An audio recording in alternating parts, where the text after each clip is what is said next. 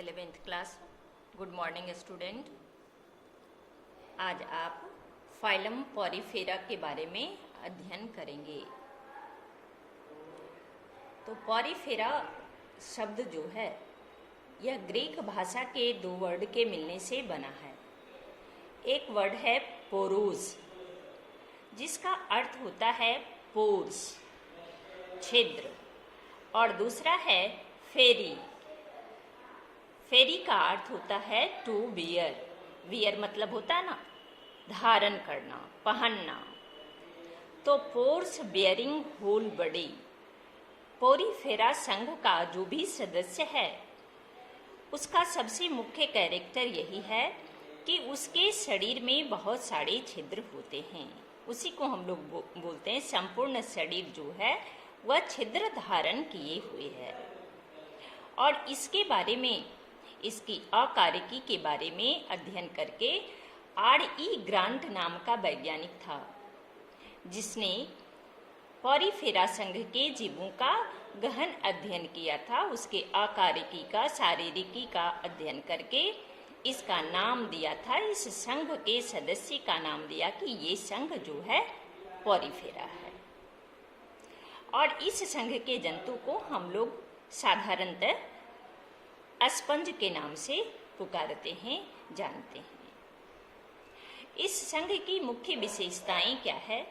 लगभग 5000 स्पीशीज के बारे में जानकारी प्राप्त हो चुकी है। इस संघ के लगभग सदस्य जो हैं 5000 सदस्य के बारे में जानकारी प्राप्त हो चुकी है। इसकी क्या विशेषता है?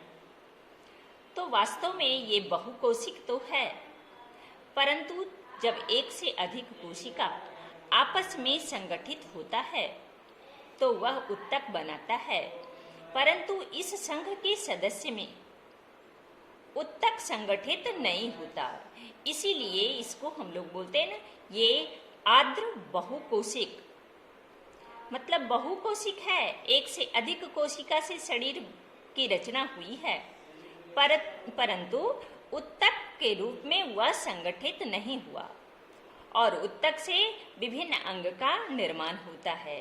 तो इसके शरीर में और कोई खास अलग अलग कार्य को संपादित करने के लिए अलग अलग अंग भी नहीं होता, जबकि यह जो है बहुकोशिक है।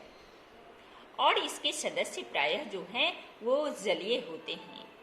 जलीय में कुछ सदस्य ऐसे हैं जो मृदु जलीय भी होते हैं, और कुछ सदस्य ऐसे भी हैं जो समुद्री भी होते हैं। समुद्री स्पंज भी होता है और स्वच्छ जलीय स्पंज भी होता है, जो मीठे जल में, तालाब पोखर में पाया जाता है, नदी तालाब पोखर में। ये चट्टान या किसी ठोस पदार्थ पर रहता है, निवास करता है, पाया जाता है। इसका आकार कैसा होता है? तो इसका आकार अनियमित आकार का, बेलनाकार, अंडाकार भी हो सकता है। और कुछ सदस्य ऐसे भी हैं, जैसे फिंगर स्पॉन्ज है, ये शाखीय होता है। जंतु के शरीर भित्ति में अनेक छिद्र होते हैं। यही संरचना सिर्फ दिखाई देती है। ये छोटा छोटा जो छिद्र है वो छिद्र कहलाता है ऑस्टिया, जिससे जल शरीर के अंदर प्रवेश करता है।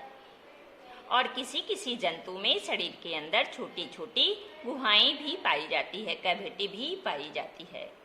ये छिद्र जो है यह छोटी छोटी नली में खुलती है, और इसी के द्वारा वह नाल तंत्र का निर्माण भी कर लेता है। और वह नली जो है वह शरीर की गुहा में आकर के खुलती है। शरीर के अंदर से जल जो है वह बड़ा छिद्र है। ये बड़ा छिद्र कहलाता है ऑस्कुलम, छोटा छिद्र कहलाता है ऑस्टिया। ऑस्कुलम ये बड़ा छिद्र है, इसी के द्वारा शरीर से बाहर निकलता है। ये दोनों संरचना मिलकर के जिसका निर्माण करता है वो कहलाता है जल परिवहन। तो इस संघ के सदस्यों में जल परिवहन और नाल तंत्र पाया जाता है। स्पंज में भी जल परिवहन और नाल तंत्र पाया जाता है। नाल तंत्र हुआ यह छिद्र जिस नली में आकर के खुलती है और यह नली जो है शरीर गुहा में आकर के खुलती है।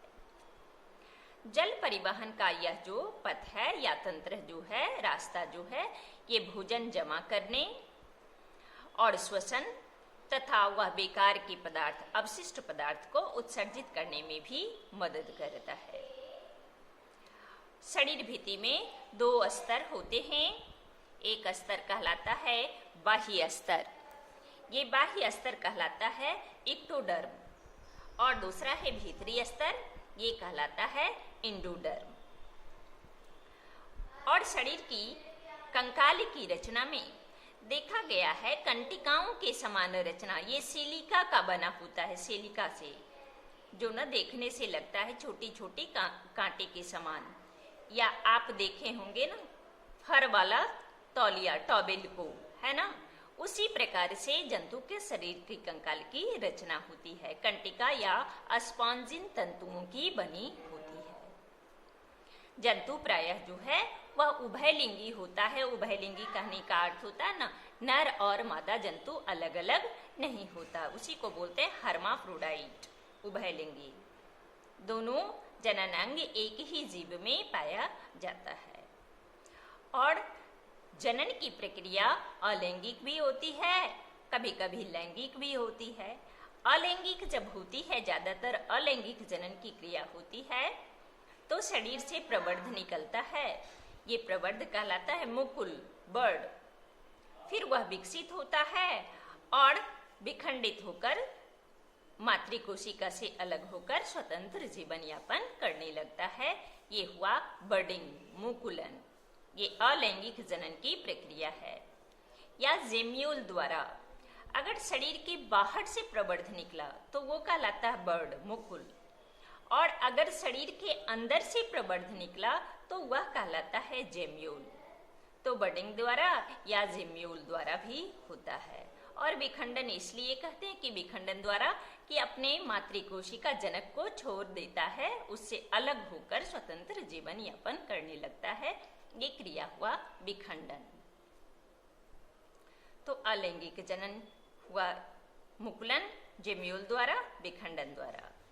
लैंगिक जनन की क्रिया में यह युग्मक द्वारा लैंगिक जनन की क्रिया करता है। युग्मक को ही हम यहाँ लिखे हैं गैमीट। और फर्टिलाइजेशन की जो क्रिया है, निषेचन की जो क्रिया है, ये आंतरिक निषेचन होता है। लेकिन याद रखिएगा, निषेचन के बाद की प्रक्रिया में निषेचन हुआ और निषेचन के बाद जो है वह लार्वा अवस्था यानी परिवर्धन की क्रिया है। इसका जो विकास होता है वो परिवर्धन की क्रिया के द्वारा कई चरण में संपन्न होता है विकास की प्रक्रिया। और लार्वा देखने से लार्वा अवस्था होती है, ये वयस्क से न भिन्न आकार का लार्वा का निर्माण करता है और लार्वा विकसित होकर के फिर वयस्क का रूप लेता है। ये है लैंगिक जनन की प्रक्रिया। और इसके मुख्य सदस्य हुए साइकॉन, इसको हम लोग बोलते हैं समुद्री स्पंज, स्पॉन्जिला, ये स्वच्छ जलीय स्पंज है, नदी तालाब पोखर में पाए जाने वाला, मीठा जल में पाए जाने वाला स्पंज। और एक है यू स्पंजिया, इसको हम लोग बोलते हैं ना बाथ स्पंज, स्नान करने वाला स्पंज, है ना, उसी के समान, जैसे साबुन रहता है ना उसी के समान, लेकिन थोड़ा गोलाकार अंडाकार आकार में होता है यू स्पंजिया। और उसके संपूर्ण शरीर पर ना छोटे छोटे कंटिका के समान रचनाएं पाई जाती है। कंकाल जो है कंटिकाओं का बना होता है, ये है यू स्पंजिया। और चेलेनिया आपको नहीं दिया है पढ़ने के लिए, वही है चेलेनिया फिंगर स्पॉन्ज, जिसमें अंगुली के जैसा ना निकला निकला प्रवर्ध होता है, लेकिन उसमें ऑस्टिया ऑस्कुलम पाया जाता है, ये शाखीय होता है, जो आपको ना आगे की क्लास में पढ़ने के लिए है।